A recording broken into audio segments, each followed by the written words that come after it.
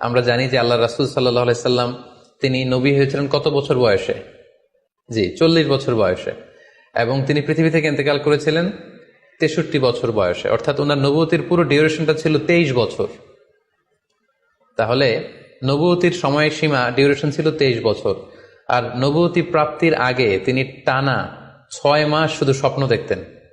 তাহলে এই 6 মাসকে যদি আমরা 23 বছর দিয়ে 23 বছরের উপর ভাগ করি, তাহলে এটা 46 ভাগের 1 ভাগ হয়। এবং সে কারণে আল্লাহ রাসূল সাল্লাল্লাহু আলাইহি সাল্লাম সত্য স্বপ্নকে নবুয়তির 46 ভাগের 1 ভাগ বলে ঘোষণা করেছেন। 40 বছরে নবুয়ত পায় নাই। মহানবী আদম এবং হাওয়া, বাবা আদমের যখন মাটি ও পানিতে ভাসমান তখনও তিনি নবী। দায়মি সালাত আর আনুষ্ঠানিক সালাত রসুলের জন্য নয়, এটা হলো আমানুর জন্য। আমানুর জন্য। এই পশু কুরবানি রসুলের জন্য নয়, এই কুরবানি রসুলের জন্য না, এটা হলো আমানুর জন্য, নবীর জন্য না। অনেকে কয় যে রসুল কি পশু কোরবানি করে নাই। রসুল যদি পশু কোরবানি কইরাও থাকে সেটা আপনি লেগা, রসুলের লেগা না।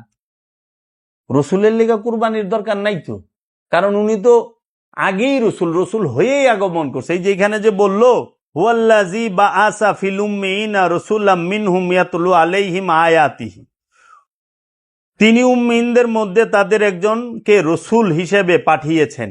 রসুল হিসেবে পাঠিয়েছেন, বানিয়েছেন তো কয় নাই, পাঠিয়েছেন। এই যে প্রমাণ রসুল যে হয়ে আইছে, 40 বছরে নবুয়ত পায় নাই। মহানবী আদম এবং হাওয়া, বাবা আদমের যখন মাটি ও পানিতে ভাসমান তখনও তিনি নবী। তিনি সমস্ত নবীদের আগে নবী। সেই নবীকে এই ওয়াহাবি সালাফি খারিজিরা কয় 40 বছরে নবুয়ত পাইছে। এটা কি আড়াই গেছিল যে টুকায়া পাইছে? কেমন কথা, বেয়াদব। এরা রসুলের সম্মানকে ঢাইকা রাখছে। এরাই সবচেয়ে বড় জালেম, এরাই জালেম। রসুল হয়ে আসে, নবী হয়ে আসে, আইসা নবী হয় না। এই আল্লাহ নিজেই কয়ে দিছে, আমি উম্মিনদের মধ্য থেকে একজন রসুলকে পাঠিয়েছি। উম্মিনদের মধ্য থেকে একজন রসুল। উম্মিন মানে নিরক্ষর না, উম্মিন মানে মহাজ্ঞানী। উম্মিনের এক অর্থ, ওরা নিরক্ষর করে। এটা হলো এক উম্মিনের 19 রকম অর্থ হয়। এই 19 রকম অর্থের মধ্যে সবচেয়ে নিচা যে অর্থটা 19 নাম্বার, সেইটা হইলো নিরক্ষর, মানে লেখাপড়া জানেন না। লেখাপড়া না জানলে সে কি অজ্ঞানী হয়? স্কুল কলেজে না পড়লে সে কি অজ্ঞানী হয়, মূর্খ হয়? যদি এইটাই হয়, তাহলে 300-400 বছরের আগে যত কিছু আসলে সব মূর্খ, তাই না? 500 বছর আগে কিংবা মহানবীর আগে যারা ছিল সব মূর্খ, সব জ্ঞানহীন। কারণ ওই সময় স্কুল কলেজ ইউনিভার্সিটি ছিল না। জ্ঞানের মানদণ্ড কি স্কুল কলেজ ইউনিভার্সিটি? না, জ্ঞানের মানদণ্ড হলো গুরু, জ্ঞানের মানদণ্ড হলো রসুল, জ্ঞানের মানদণ্ড হলো নবী ওলি।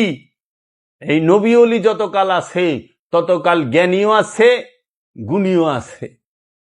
তাহলে লেখাপড়া না জানলে সে অজ্ঞানী, মূর্খ না। এটা হলো মোল্লারা বানাইছে। আরবি পড়া না জানলে হ্যাঁ মূর্খ, এটা মোল্লার কথা। আপনি কিছু জানেন না, কিছু জানে না। আপনি এত যাই না কি করছেন? তো কাজেই এন থেকে বের হইতে হবে। আল্লাহর রসুল সে শিক্ষা দিতে আসছে, পড়তে না। আল্লাহর রসুল মেরাজে শরীফে গেছে, আল্লাহর সাথে মেরাজ শরীফ আল্লাহ রসুলের সাক্ষাৎ হইছে। 27.5 বছর সবচেয়ে নিচু যে আসছে, 27.5 বছর মেরাজে ছিল। আল্লাহরে 27.5 বছর দেখার পরে, আল্লাহর কাছে 27.5 বছর থাকার পরে ফিরে আয়া নামাজ পড়ার লাগে। ফিরে নামাজ পড়ে, নামাজই তো পরে আল্লাহরে দেখানোর লেগা, নামাজই তো পরে নিজের চিনানোর লেগা, নামাজ পড়ে নফসরে পবিত্র করণের লেগা, নামাজ পড়ে জান্নাতকে পাওয়ানোর লেগা। মোল্লারা নামাজ জান্নাতের লেগে পড়ে না? তো মহানবী তো জান্নাতরে পার কইরা, জান্নাত পার হইয়া সিদরাতুল মুনতাহা পার হইয়া লামাকানে যায় ঘুইরা সে আল্লাহর লগে সাক্ষাৎ কইরা তারপরে রিটার্ন আসছে। আহনের পরে এই মৌলবীরা আল্লাহ রসুল যে কয় উনি নামাজে খারাইছে, নামাজ পড়ছে, হ্যাঁ, অসুস্থ অবস্থায় 2 কান্দে মানুষের ভর দিয়া নামাজ পড়ছে। কত বড় বাটপারের বাটপার, জালেমের জালেম এই মোল্লার দল। জালেম না?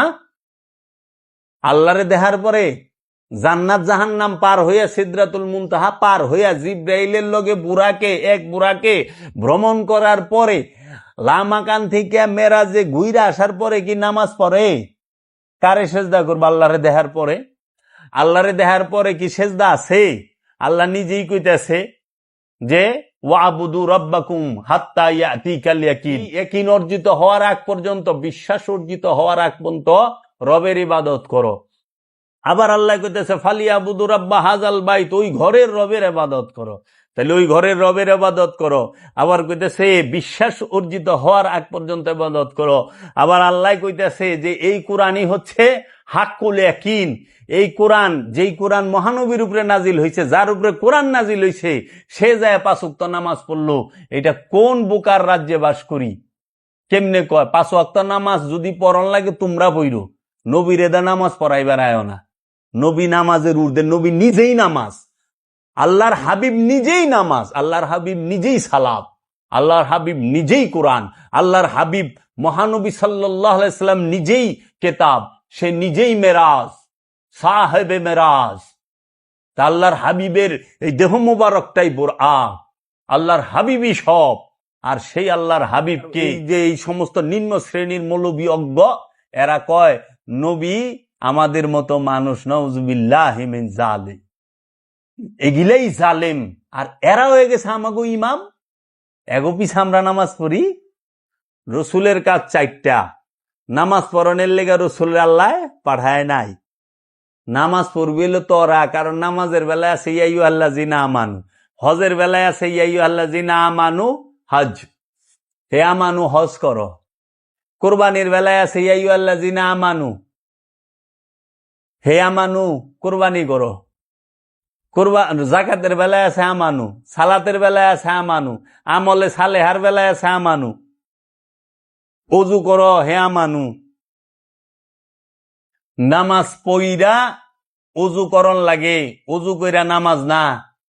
শয়তান খেদানের লেগা নামাজ, কারণ শয়তান যেই পর্যন্ত নফসের লগে আছে ওই পর্যন্ত তুমি না পাক, আর শয়তান নাই তুমি পাক। পায়খানা তোমার পেটের মধ্যে আছে, এটা ময়লা, ঠিক আছে, এটা মেজাজি না পাক, কিন্তু শয়তান তোমার নফসের লাগা আছে, তুমি হাকিকি না পাক। এর লেগে ওলি আল্লাহরা কয় যে পেটে ময়লা লইয়া, পায়খানা প্রস্রাব লইয়া মেরাজে যাওয়ান গেছে, কিন্তু হৃদয়ের মধ্যে লোভ হিংসা লইয়া মেরাজে যাওয়ান যায় না। কামনা বাসনা লইয়া মেরাজে যাওয়ান যায় না। কামনা বাসনা, লোভ হিংসা, রিপু, এগুলো সমস্ত কিছু ফালাইয়া, পর্দা, এইগুলো সমস্ত কিছু সরাইয়া মেরাজে যাইতে হইব। কিন্তু মেরাজের শরীরের সাথে রক্ত মাংস সবই থাকে, ময়লাও থাকে, বুঝছ? পৃথিবীতে যত ওলি আল্লাহদের মেরাজ হয়েছে, নবী রসুলের মেরাজ হয়েছে, সবাই দেহ লইয়াই গেছে। এই দেহের মধ্যে প্রস্রাব পায়খানা সব আছে, কিন্তু শয়তান নফসের লগে ছিল না। এলে শয়তান নফসের লগে থাকলে মেরাজ হয় না। আর মৌলবীরা তো দেহ পবিত্র কইরাই খোস, পানি দিয়া হয়ে গেছে পবিত্র। খোস, সাদা পাঞ্জাবি, সাদা টুপি, সাদা পাগড়ি আমরা পিন্দা খোস, পবিত্র হয়ে গেছি। পবিত্র হয়ে গেছ? এত সস্তা? আল্লাহ পবিত্র করবা কইছে নফস। আল্লাহ তো তোরে দেহ পরিষ্কার করবার কথা পরে। পবিত্র হইল না। একমাত্র পৃথিবীতে নাপাক চিজ হইল খান্নাস, কামনা, শয়তান। শয়তান হইল নাপাক। আর যা আছে সবই আল্লাহর সৃষ্টির উপকারের মধ্যে লাগে।